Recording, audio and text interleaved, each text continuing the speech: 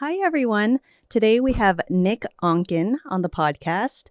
He is a creative alchemist. That is the shortest way for me to describe what he does. And basically, if you want me to break it down, he's just a very artistic, creative individual. He is a commercial photographer, super talented. He makes hats, Onken hats. He has his own podcast, Onken Radio, and he helps people with their personal brand. And you do a bunch of other stuff. You're like a world traveler, very inspirational. So thank you so much for coming on the show. Thanks for having me. Yeah. And Nick, you're cool because you're just like, let's wing it. I was like, what do you want to talk about? You know, this is about dating and relationships, but, you know, personal growth and life in general, which I know you're into personal growth because we met in Idaho. We had some mutual friends who are in the personal growth world. Yes. Right? Which is funny because I call them my board of relationships. Oh, you're lucky to have that. And I love that you were there because everyone there is married or in a long-term relationship and you're comfortable, which I think that's how it should be if you're single. Like you should be able to hang out with your friends single too. And some people don't like doing that. Yeah. Yeah. Well, they make it easy too to hang out with without having to be in a relationship. That's true because some couples, it's not like that. Yeah. Right. And I always remember before I got into a relationship, before I got married, I'm like, I want to be one of the couples where it's comfortable to hang out with both of us together. Yeah. I mean, speaking of third wheel. Yes. So can we talk about self-expression to start? Because I feel like, well, just looking at you, you seem very self-expressed, at least with your clothing. Yeah, I mean, I feel like that's part of the artist in me. Absolutely is to be as self-expressed as I can. But I think it's also interesting. I've been thinking about this a lot lately, and like the depth of what self-expression is, and like, you know, and it's almost something to a certain extent in a certain respect of what I look for in a partner is somebody, or I'm looking for in a partner is somebody who is fully expressed. And I'm still working to my own space of being fully expressed. I think it's a journey. But I'm realizing more and more is that like, that's really what I'm attracted to is somebody who's living in their fullest expression in life in general. And I mean, it tends to be the types of people I hang out with in general, but I think in a relationship, I really, really admire and respect that aspect. So I'm working within myself to become that as well, right? Because we attract what we are ready for. We attract what we're putting out there. Absolutely. So you seem very comfortable showing your self-expression physically through clothes. How about self-expression like verbally or intimacy-wise? Do you have challenges there, or do you feel like Oh, no, I definitely have challenges. That's probably my biggest challenge point because I grew up in a very conservative Christian upbringing, which was very, very just oppressive, and especially around anything dating, sex, speaking your truth. It's all like under this program. You know, it's a program that I was taught as a kid that this wasn't allowed. You know, it wasn't necessarily they taught it verbally to me, but my parents taught me just by example of, you know, my dad was always like, no sex before marriage. And, you know, every time, you know, since I'm the older one, like I was the one that was always, you know, there was a faux pas of like dating was just like not talked about, right? Even to the extent, this is funny because my sister and my brother-in-law was joking about this last time I was there. And this just to give you an example of what my dad was like. So my brother-in-law asked my dad to marry my sister, right? He was like, I'll get back to you. He like never, my dad shuts down and all that kind of stuff when like he gets confronted and things like that. And to this day, he still has never answered my brother-in-law. And obviously they're married. So that just gives you an example of what it was like growing up. For me, all of that was very looked down upon. It was very frowned upon. Not necessarily intentionally, but it's just like a very Christian thing to do. It's conditional, unconditional love. Whereas like Christians don't know that they're being so conditional when they preach unconditional love. And so I experienced a lot of that growing up. So that was very oppressive to me, being able to speak my truth. So in relationships, I had to do a lot of work, a lot of alchemy to move through that. And actually something that I've been moving through a lot in the last recent relationships and just in my own personal growth, my own personal journey, is to keep pushing myself to get better at those things. And was your dad at your sister's wedding?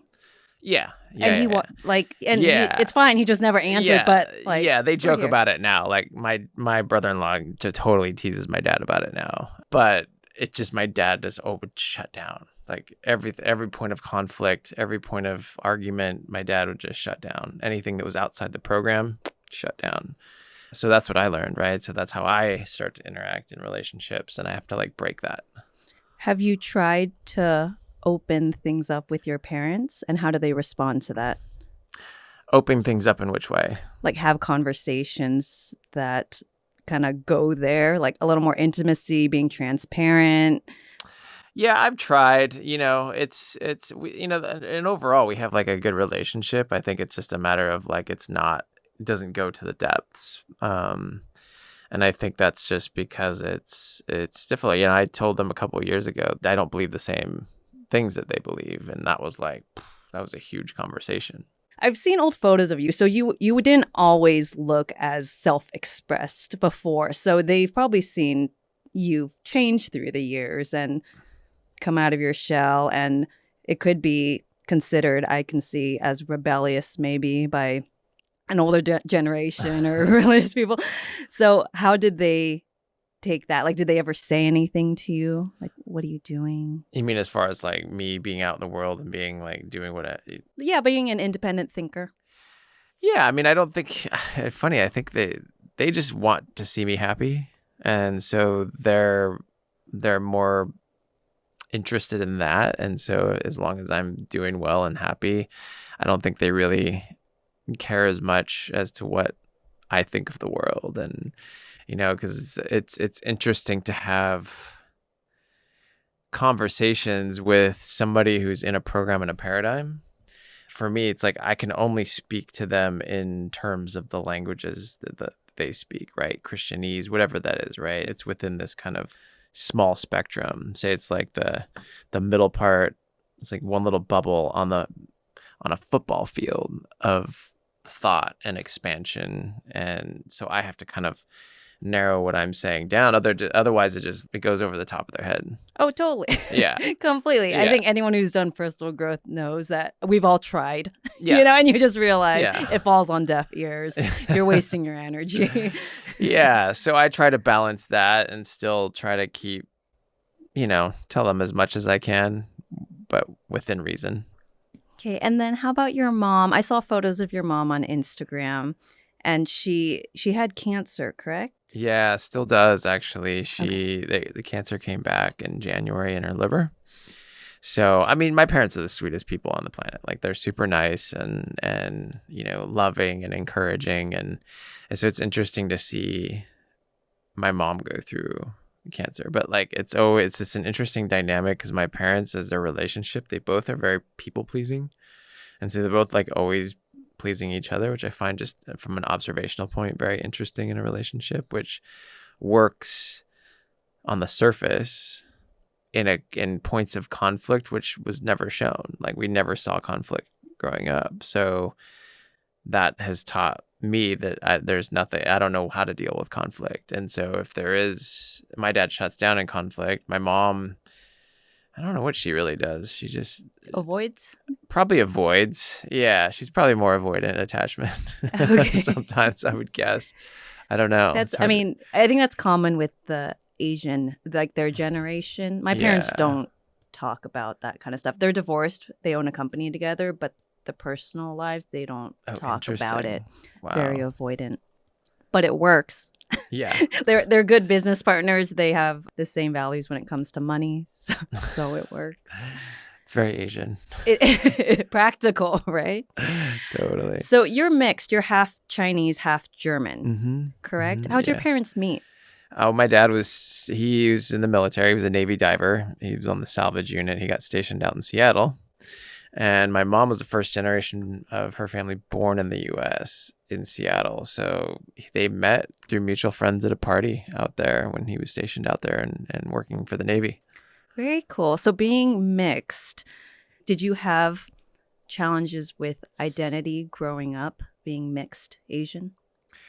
Not really. Like I grew up very whitewashed, to be honest, because my grandfather was very, I guess, probably kind of typical old Chinese angry man. And I think that affected my mom a lot. I think it probably, just my observation, it feels like it pushed her away from her original culture, because I think, she grew up in a Chinese home, a Chinese culture home, but my grandfather was always screaming and yelling and just like angry all the time. So she felt like she was walking on eggshells her whole life and at home. And then she went to, American school, just like regular public school in Seattle.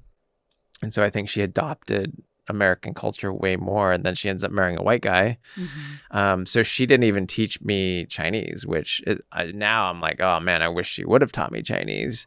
But I think that was also probably a little bit of a rebellion of from her culture, like wanting to be a part of her culture. In that sense, my upbringing was very, very American, very suburban American, and then my grandfather hated my dad for the first however long. My grandfather did not want my mom to marry a white guy.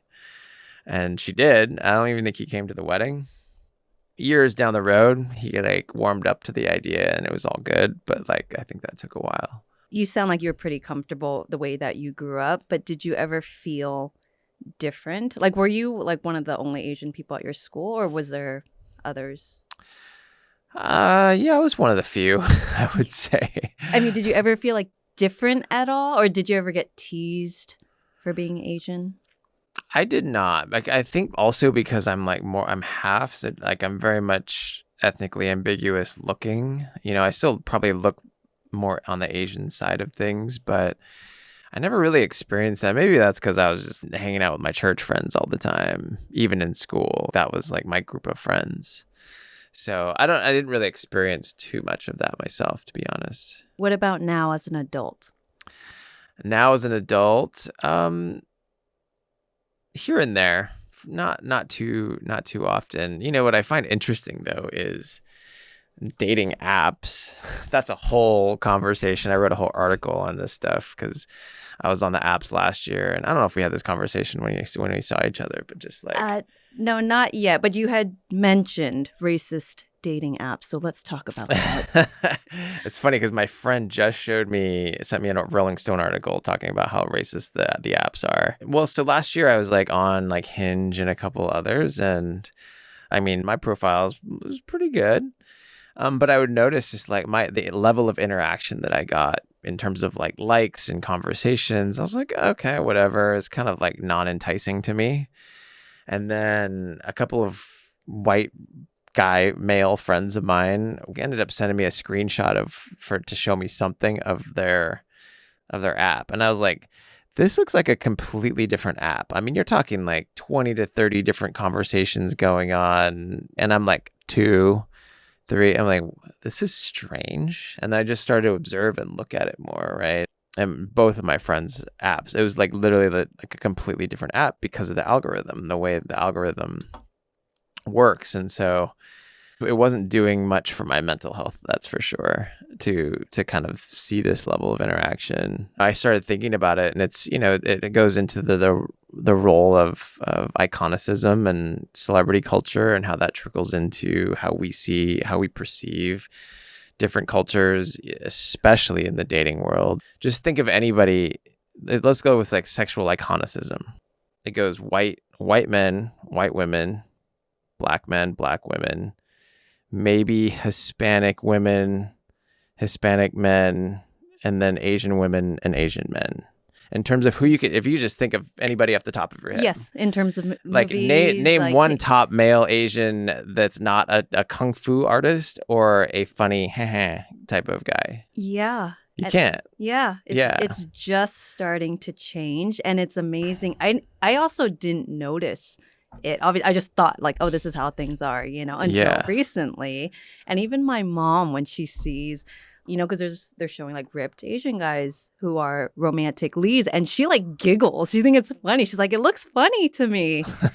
It's that Interesting. unfamiliar. Well, what's interesting too is I'm friends with John Chu and Kevin Kwan, who wrote Crazy Rich Asians, and they turned down a multi-million-dollar Netflix deal to get it on the big screen because they knew the splash for Asians that this movie would have in pop culture. And so they did that. And they even made, like, Kevin, I remember talking to Kevin, and he was like, yeah, we made Henry Golding, the lead actor, take off his shirt for that specific purpose. So it was like intentionalized, right? You think about like how intentionalized all the storytelling is for culture in Hollywood.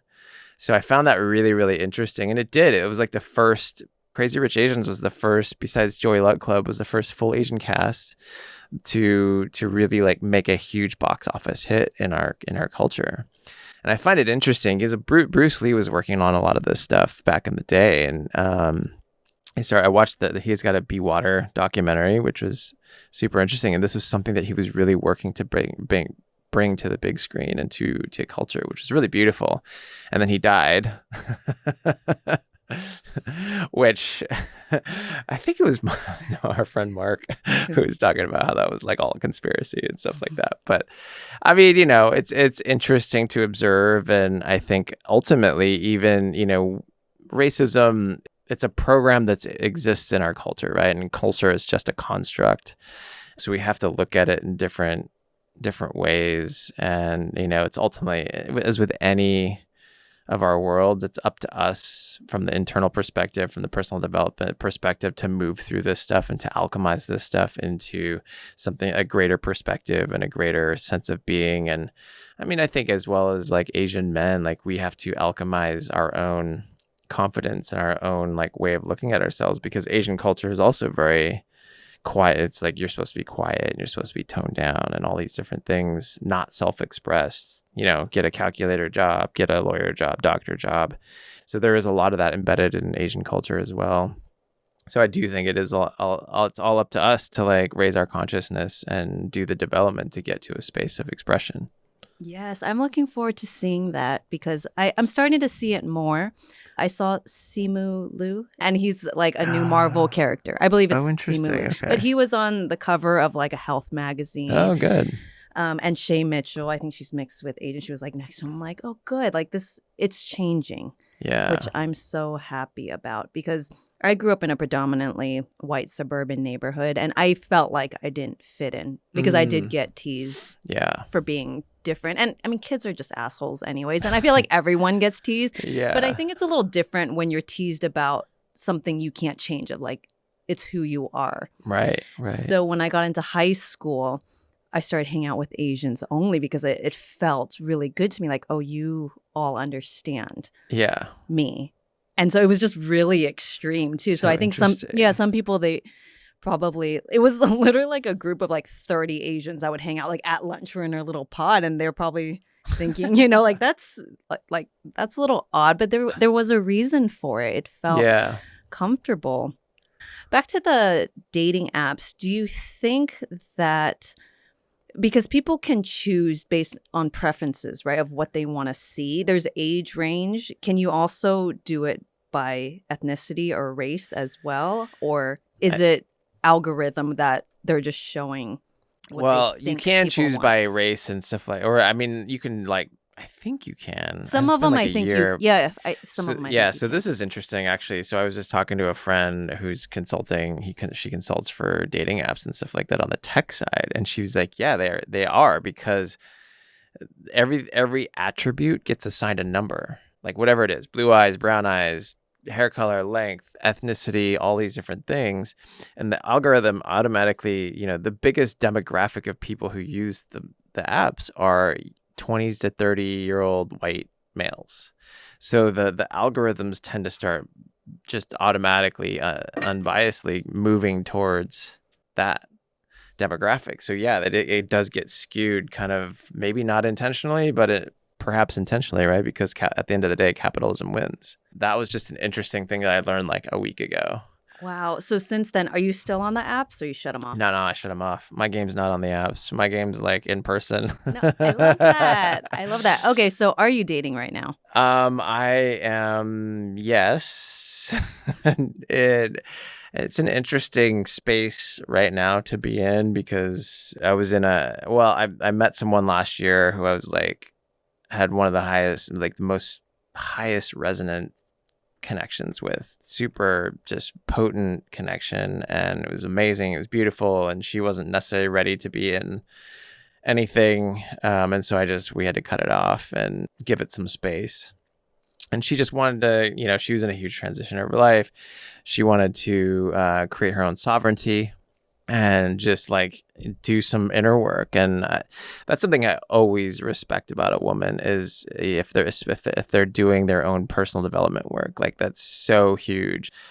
And she was like, yeah, I just need to do some shadow work and I need to understand why these things are showing up in my life. And nobody, who says that? I dated somebody who was like 8 years older than me. They were so unaware of their own emotional traumas and stuff like that and not really doing the work as much as I thought they were.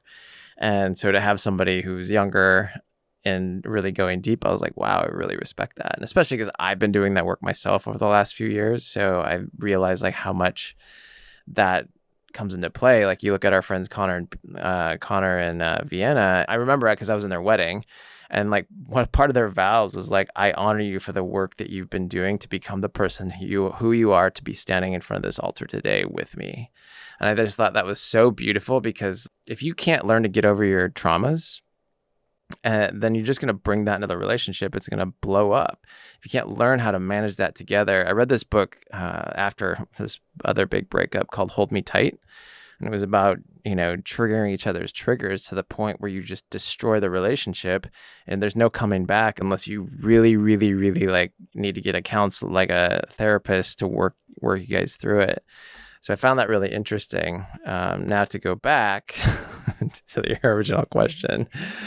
So I had to let that go. And that was really difficult for me. Like that was one of the hardest things I've had to do is be able to say like, okay, I honor you. Go do the work that you need to do. And I had to let that go within my heart.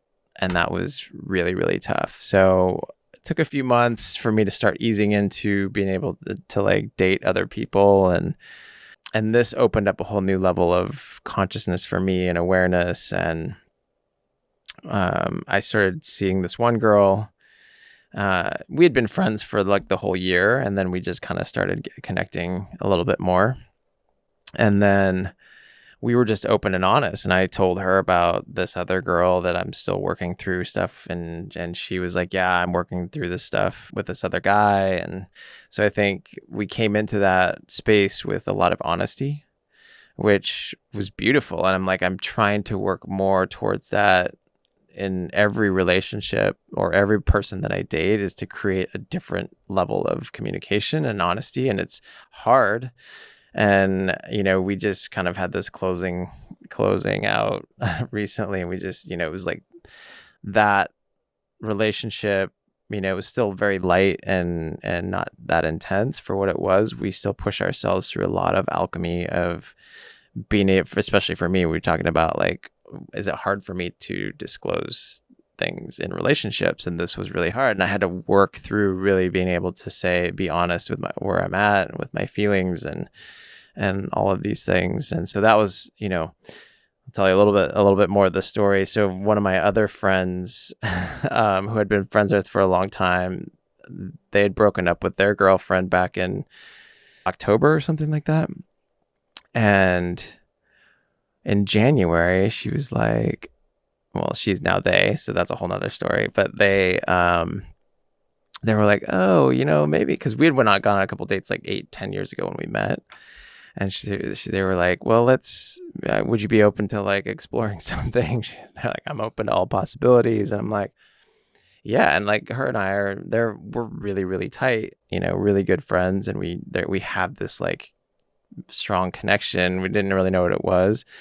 And so I was like, yeah, I would love to. And I was still dating this other girl. So then I told her, I was like, hey, look, it doesn't mean it's over, but I want to go explore this.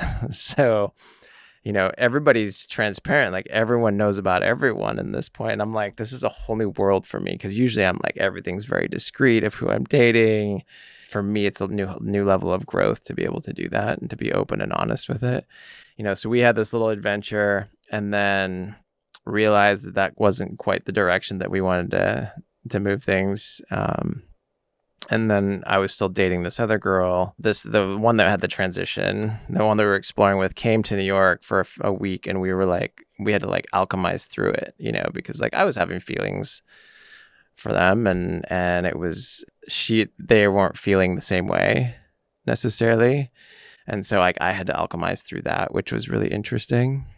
And still keep a friendship, right? Because we've been friends for so long. So it's such an interesting dynamic to move from friends to trying something out to like dialing it back and still stay friends, because we love each other in a very kinship type of way.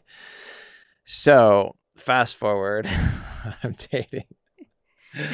So we kind of channeled that back to friends. I'm dating this other girl still. And then like a couple months ago, we all end up in Tulum together. I had to go there for a job. This friend was like went down there for a few months to go. And then the girl that I was dating ended up going down there for something. And then my job happened down there. So we all end up hanging out, the four of us. Oh, the four of us. I mean, so this was dating a new guy. Okay. I was like, who's the fourth? Okay. Yeah. So we all end up going out for like a whole weekend together. And it was just such an interesting a new level of love and communication and consciousness that it was beautiful. We were like at this thing, and I'm like cuddling on the couch with the two of them. And we're like, this is all great. This is all great. I have a question about the transparency, because I value that as well, and honesty as well. Like I want to know the truth because I feel like I want to live my truth. So I appreciate that from people. So did you have to speak to them beforehand to kind of set the tone? I mean, instead of just bombarding with people because some people, they don't want to know if you're dating someone else, right? So had you had that talk with the initial girl that you were dating, like, if we're dating other people, would you want to know? Yeah, we did. And she was like, yes, if you're going to sleep with somebody else or date somebody else, I would want to know that, probably so she could opt out. She didn't want to be like with somebody who's sleeping with other people. So all that to say, yeah, I was like making even more of an effort to be transparent. And I don't really like date around myself, to be honest. I used to date a lot more different people at once, but A, just like I don't have the time for it, and B, it's just too much. It's like energetically too much. So yeah, it's easier to keep it smaller and open and honest, and move through the flow. She was the one that brought that up too, which was great for me, because it pushed me to really think about how I was interacting and how I can be more honest. And she also created the space for that too, for me to be honest, right? Because in any relationships, you got to create the space. The other person has to create the space, or you have to create the space for the other person to be able to be honest. Because if you don't feel safe to be honest, then that's not going to work either. Absolutely. I was just talking about how to be more confident in relationships. And of course, we do all like our inner work. But what I have found helps a lot, at least my immediate circle, my best friends, my husband, they create a safe space for me, so it's easier to do it. And when you've done a lot of work, of course, you understand things aren't personal. But when you have to brush things off all the time, or, like it takes that extra effort to be vulnerable, it's difficult. So I really appreciate when people do give that space. They're not judgmental. They're not critical. They listen well. And it's a reminder for me to try to give that to people as well, because I know how good it feels. And also because I was brought up almost the complete opposite. My mom is very judgmental and very critical. Yeah, which, I mean, she's a great coach for me. Like that, she always wants us to like excel, be like, try your best, all that. It's gifts there. But emotionally, it didn't feel good growing up. Right. And I know the pain associated with that. So I really try my best to create that safe space for someone, especially if you want people to open up to you too. Yeah. I think I really have to work on that with my husband too, to remember create a safe space for him. Yeah, it's that is a huge piece. You're totally right. I mean, to be able to like step back from being triggered to like drop in and be like, okay, how can I hold space for this person? And when all I just want to do is be like, Oh yeah, it's so hard sometimes. It's so hard. But I think if you want a certain level of intimacy in a yeah, relationship, I mean that might work for a surface level relationship. I'm sure there's many that function like that. But I know if I want something deep, which I do, I need to do that work myself. it is a lot of work. Okay, so are you looking for a monogamous relationship? You know, I'm exploring that within myself right now, you know, like I haven't landed on that as, you know, I definitely know that I want like a partnership.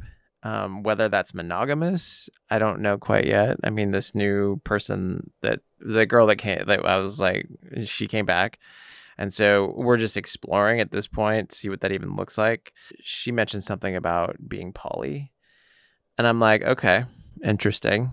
What does that look like? You know, and I don't know what that looks like.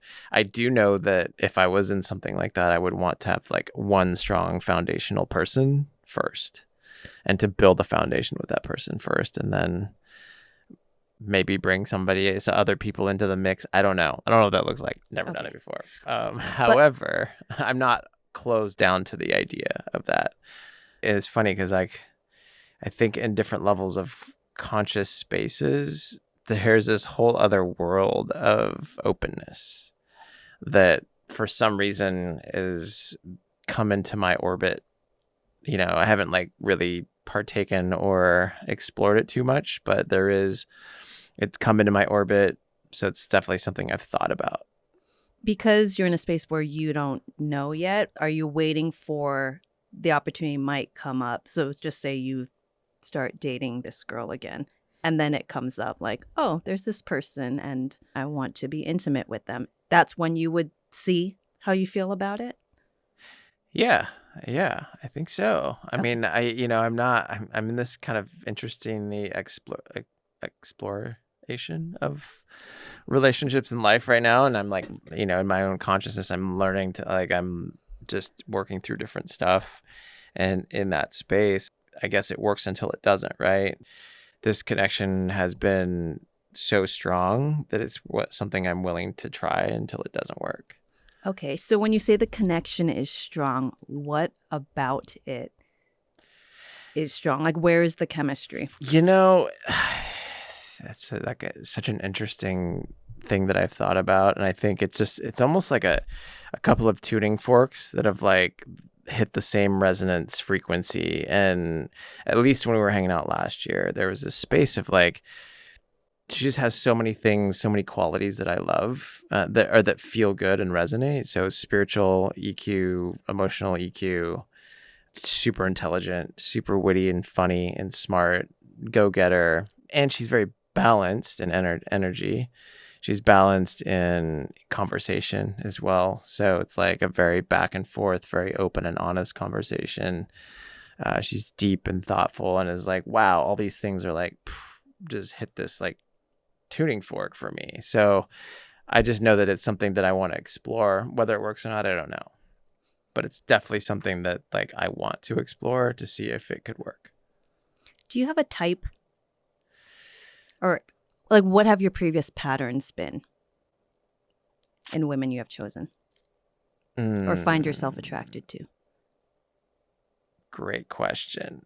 So I haven't been in a lot of long-term relationships, you know, like I was busy doing my career and having fun for a lot of the last like for about a good 10 years from the time probably 15 years from I was 20 to like 35, 36.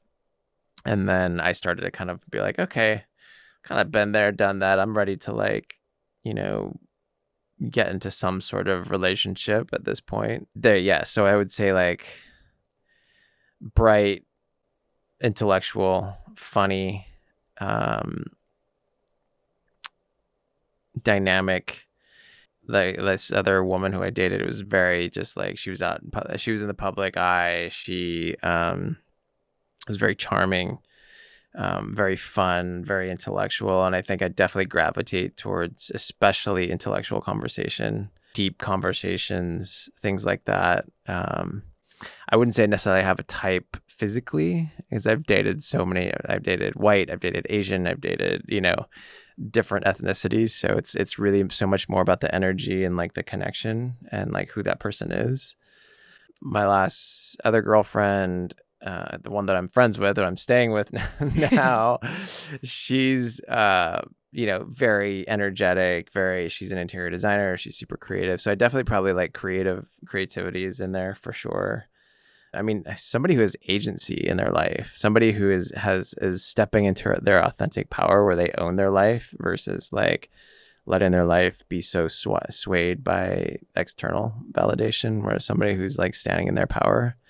Purpose driven, yeah. And somebody who's just takes ownership of their life, takes responsibility for everything. We all create everything in our lives, right? Whether it's positive or negative, we have to be able to accept ownership of that and realize that we sourced that, we attracted that, we created that. And I could never be with somebody who is not in that space, who's not realizing and walking this planet with agency over their life and ownership and responsibility. What about career? Is that important too, that she has her own career, or is it successful in her career? This one I've like I've waffled around, not waffled, but I've like explored different modalities, and I'm definitely attracted to somebody. Everyone who I've been attracted to has something going on. Like have a passion, they have a business, they make money. Like I don't want to be a support. I mean, yeah, of course I want to support, but like I don't want to be like a bank account for somebody. And my lifestyle and business aren't really conducive to being that as well, and I value contribution. I'm just more in a space where I want a balance. I think the typical archetype or the typical architecture construct of man provide for woman, that's just all a construct. Everything is a construct that we've just chosen to believe. And I for me, like want something that's balanced. And who knows, maybe that's why I'm even been like attracted to bisexual women so much more recently, because there's a more energetic balance in there. Somebody who can take care of themselves. Obviously I love taking someone out, but also I don't want a dependent. I want an equal. I want a partner. Got it. So what kind of partner, like what does that look like to you? Your ideal partnership? What are you already listed a lot of the qualities, but I remember you mentioning that you wanted a partner where you can do things together, travel the world together. That was one of the top things you were looking for. Is that still true? Yes, it is. And I think because of that, and I don't know if I want somebody who, probably is somewhat entrepreneurial. So, and they have ownership of their schedule and choice of what they want to do. They're not working in a 9-to-5 job where they are bound to a schedule. And because you travel a lot. I travel a lot, and I would love for somebody to be able to travel with me, or like us to travels together, or work remotely from somewhere for short stints of time. Probably a very, very high on the value list is that. Okay. And because it sounds like a lot of the women you have dated are pretty successful or purpose driven, does that come with anything that you find challenging? Yes. And the further down the line I get, the more I'm attracting women who have worked through this. So it's basically the balance of masculine and feminine energy, right? If you're working hard and you're an entrepreneur as a woman, you're in your masculine during the day. So I think being able to drop that down when in the personal life, in the personal game, so that we can have a more balanced relationship versus like being bossy or being, like this is how it is. And, I think that's definitely a space with women who are entrepreneurs. So that's the kind of like And I know I've seen women who are entrepreneurs who can really balance that. And it's beautiful. It's like this dance. And we all have this dance. Like we all have masculine, feminine energy. My masculine, feminine energy is definitely balanced as well. So I'm not hyper masculine, but I'm also like not flamboyantly feminine either. But I probably, because I am an artist, I have a balanced energy. And so I love being with somebody who also has a balanced energy, because then we can dance, and it's like it's more of a dance back and forth. Yeah, that one can be tricky nowadays. Mm-hmm. I need to be very conscious about that, because I think I tend to be a little more masculine right now, which I like in work, but I also know I really enjoy being feminine as well. And so yeah, that balance sometimes, I will say, is very challenging. Well, also, I mean, I don't do that to your husband. Don't talk to him like that. Yeah, I mean, it's also probably what the other person, you balance what the other person has too. Yes. And I don't necessarily, I like some masculine energy in women as well. Like there is a piece of that I do enjoy, because there's a piece of agency that comes with that. That I do love. It's just when it's like the scale gets so tipped that like, and I'm speaking from this experience of like one of these earlier relationships, that it got to the point where like she was so inner masculine all the time, always trying to fix me, always trying to like, she got to the point where she wouldn't even she would tell me how I'm feeling. Ooh. And I'm like, wait, what? Yeah, like, don't do that. Am I not allowed to have my own feelings and share them? No, apparently I wasn't. So that's kind of where I'm talking about things like that. Can we go back to, because you mentioned shadow work in the beginning. So for some people who might not be familiar with that term, what is it? And what are some things that you have done to dive into your shadow work? Yeah, and I'm still learning about shadow work as well. But your shadow is the things inside of you. It's the traumas, the deep woundings that we've experienced as kids, or not being loved, or the fear of abandonment, or the things, it's all the things that create the trauma loops in our head. That story in your head where you're like, oh, I'm just not good enough, or they'll always leave me, or like I don't trust them, or all these things stem from a traumatic space in our lives, because the first 7 years of our lives, we're just subconscious beings absorbing what we're being taught through not necessarily words, just through actions from our caretakers.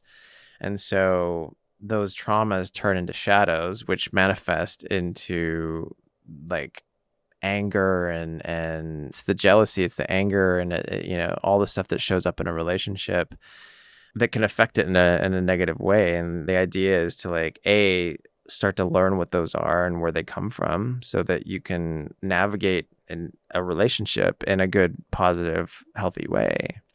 Because if you're always subconsciously acting in these shadows and these traumas, you're bringing to the table it's the drama, it's the havoc that you're experiencing in a relationship.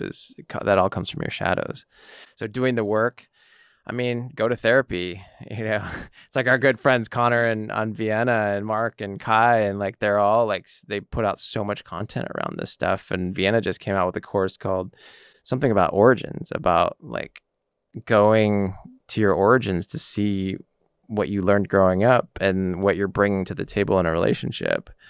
And that's all shadow. Connor does all shadow work with men. And, so for men, like look up Connor Beaton, Man Talks. He does a lot of great content about diving into this stuff and learning that stuff. And this is also something that this is for men to be able to break down the construct of okay being vulnerable, and okay talking about this stuff and seeking help. It's going to therapy. It's okay for us to do. In fact, we're going to be better humans for it. But our society has put so much, it is that toxic masculinity of so much pressure on the masculine and on men to be tough and to be, I don't know what I'm looking for here, but not go there. Yeah, not go there. And that's where the work is. And if you're holding this shit for years and years and years, it comes out and it's going to just burst out, or it's going to destroy you. Yeah. And it's going to destroy everything in your life if you don't work through it and you don't let it move it through. So shadow work is huge, something that I'm learning in my life. Yeah. And it goes huge with the self-responsibility. I always say other people are not here to be your punching bag. Right. They are not here for that. And I don't want to do that to people in my life or even strangers. Like nobody deserves that. So if I'm aware of how I can be a better person and be kind, kindness used to not be in the realm of my top core values, but now it really is, just to be kind. And then so that takes also, unraveling some of my stuff. I did all the therapy landmark and all that stuff. But yes, I think it's really important. Hugely important. And I guess we all got to get to that space of realizing that that's the work that we need to do. I've just it's been for me 6 or 7 years of my life that I've just started doing inner work and personal development work. And I'm like, whoa.